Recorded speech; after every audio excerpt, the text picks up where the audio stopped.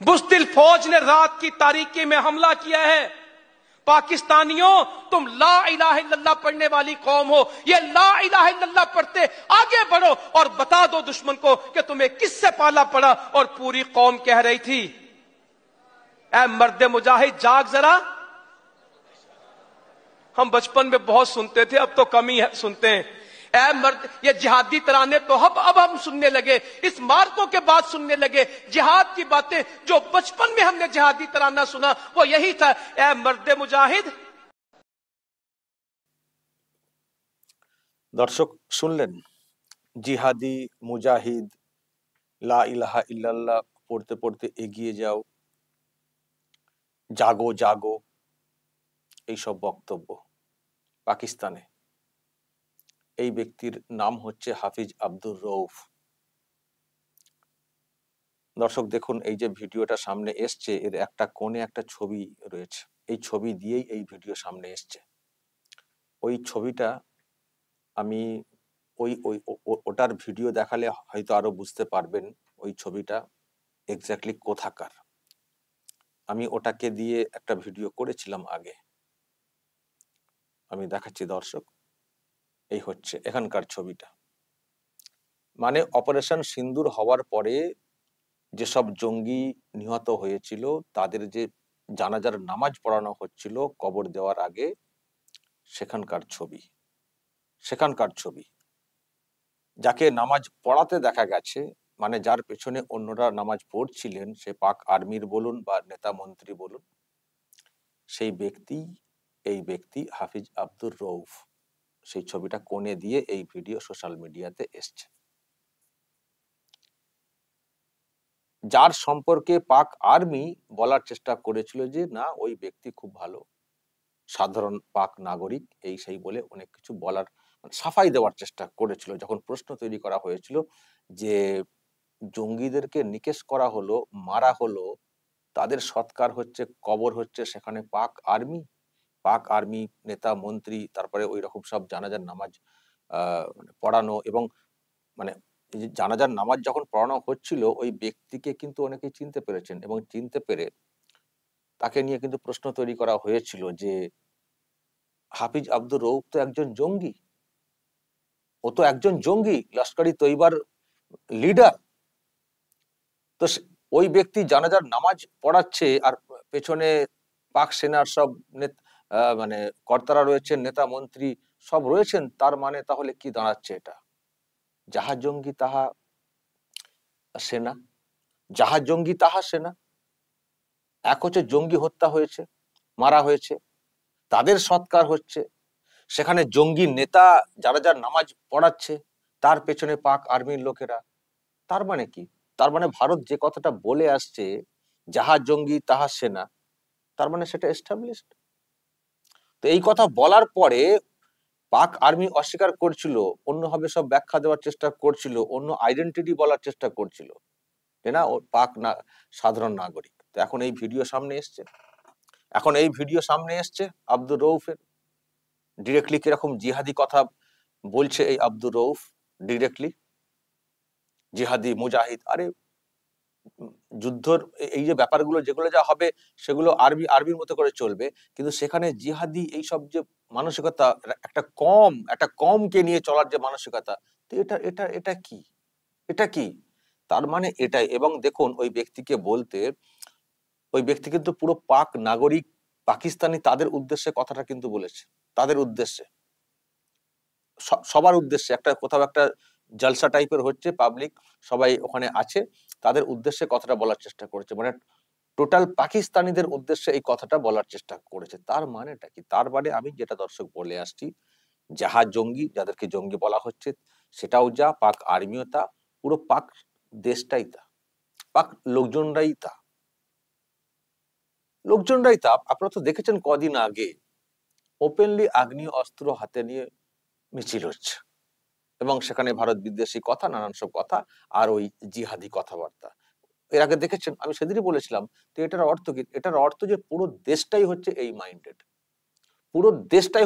Minded, এবং সেই সঙ্গে আরেকটা কথা বলেছিলাম যে কতজনকে মারবেন বলুন তো, কতজনকে মারবেন? যদি মূল মন্ত্রটাই এটা হয়ে যায় যে আমরা এইভাবে লড়লে আমরা জান্নাতে চলে যাব, যদি এই ভাবনা ভিতরে ঢুকিয়ে দেওয়া হয় যে জিহাদ করলে, মুজাহিদ হলে আহ আমাদের জীবন চলে গেলেও কোনো নেই, আমরা অনেক ভালো জায়গায় পাবো, জান্নাতের ভালো জায়গাটা আমরা পাবো, যদি এই ধরনের ব্রেন ওয়াশ চলে, তো আপনি কতজনকে মারবেন, কতজনকে আটকাবেন? মূল মন্ত্র যদি ওটা হয়ে থাকে, লিডার মারা গেছে, ও তো ভালো জায়গায় চলে গেছে, আমিও ভালো জায়গায় যাব জান্নাতে, তো এই কনসেপ্ট যদি তৈরি করে দেওয়া হয়, তাহলে আপনারা কি করে একজন, দুজন, পাঁচজন, 10 জন, 100 জনকে মেরে করবেন? পুরো দেশটাকে তো শেষ করতে হবে, পুরো দেশটাকে তো শেষ করতে হবে, কি করে এটাকে করবেন? আমি বলেছিলাম দর্শক, তো দেখছেন তো এত জঙ্গি মারা হয়েছে তো বলা হচ্ছে, তারপরেও দেখুন তখন থেকে কি সব বক্তব্য উঠে আসছে, কি সব বক্তব্য উঠে আসছে।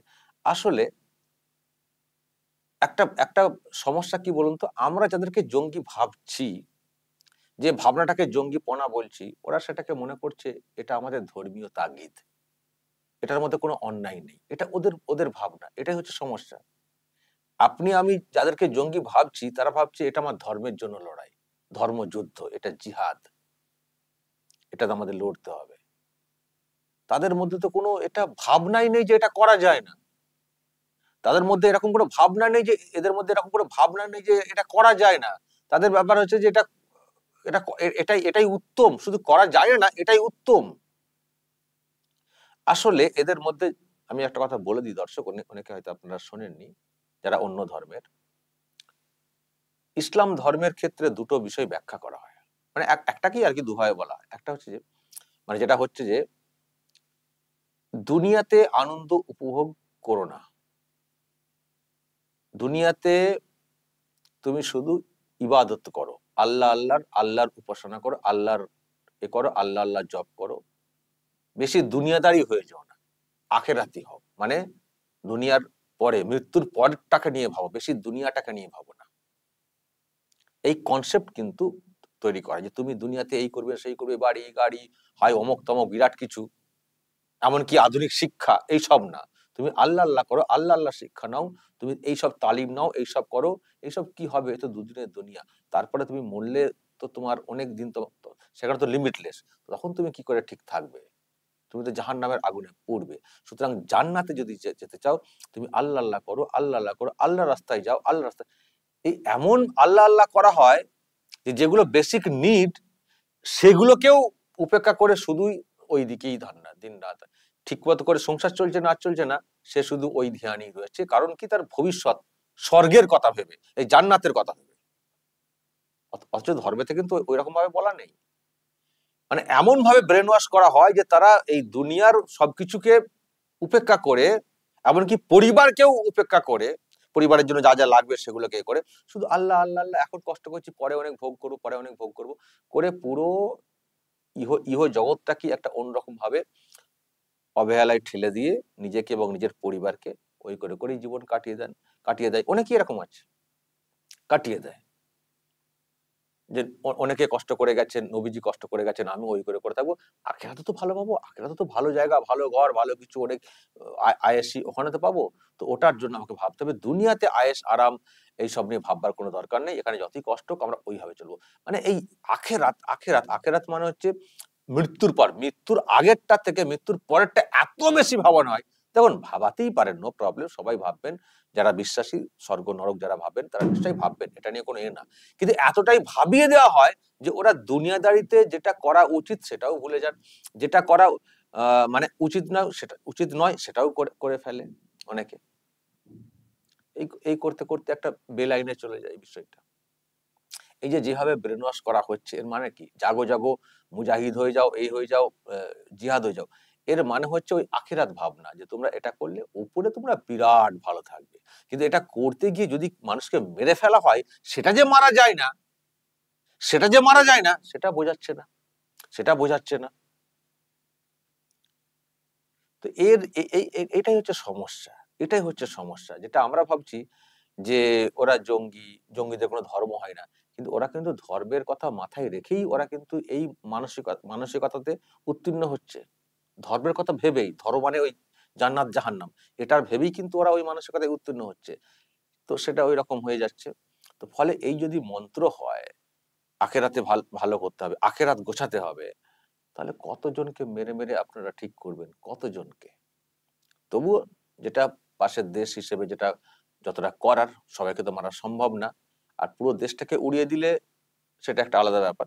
তা না হলে অন্তত লিডারশিপ নেতৃত্বগুলোকে অ্যাটাক করা, একটু ভয় ধরানো। কিন্তু এদের ভয় ভয় এইভাবে হবে বলে আমার মনে হয় না। কারণ এরা ওই যে এদের বক্তব্য আরেকটা, আমরা কাউকে ভয় পাই না। আমরা একমাত্র আল্লাহকে ভয় পাই। এবার বলুন আপনি কি করে ভয় দেখাবেন? যাদের ভয় এইরকম হয়ে যায় মানসিকতা যে আমরা কাউকে ভয় পাই না। কাউকে ভয় পাই না মানে মৃত্যুকেও ভয় পাই না। আমরা একমাত্র আল্লাহকে ভয় পাই। তো এই যদি মানসিকতা হয় যে আপনি কত ভয় দেখাবেন? আপনি কত ভয় দেখাবেন? ফলে এক জটিল রোগ, এক জটিল রোগ। একটা দুটো অপারেশন করে আপনারা যে একেবারে এটাকে জব্দ করে ফেলবেন, এটা আমার মনে হয় না।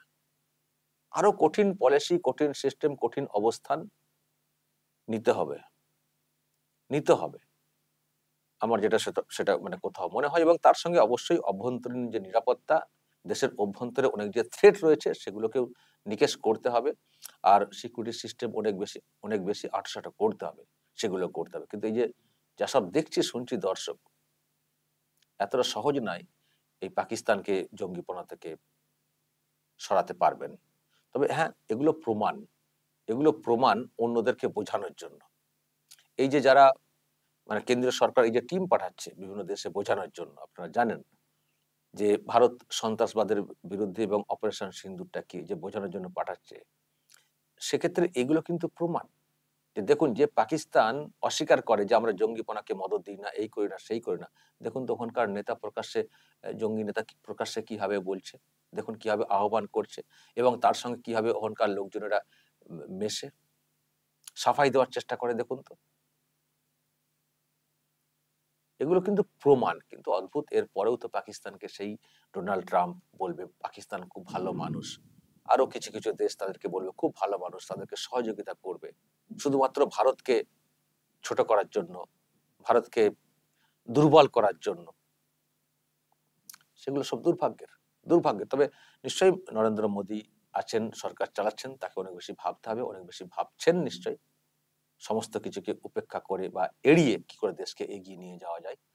তবে এটা কিন্তু আরো একটা প্রমাণ দর্শক সামনে এলো যে পাকিস্তান ডিরেক্টলি কিভাবে জঙ্গিবাদকে মদদ দেয় এবং প্রকাশ্যে সেই কাজকে করতে সাহায্য করে। তা না হলে এইভাবে প্রকাশ্যে বক্তব্য রাখার সুযোগ হতো না এই হাফিজ আব্দুর রউফের।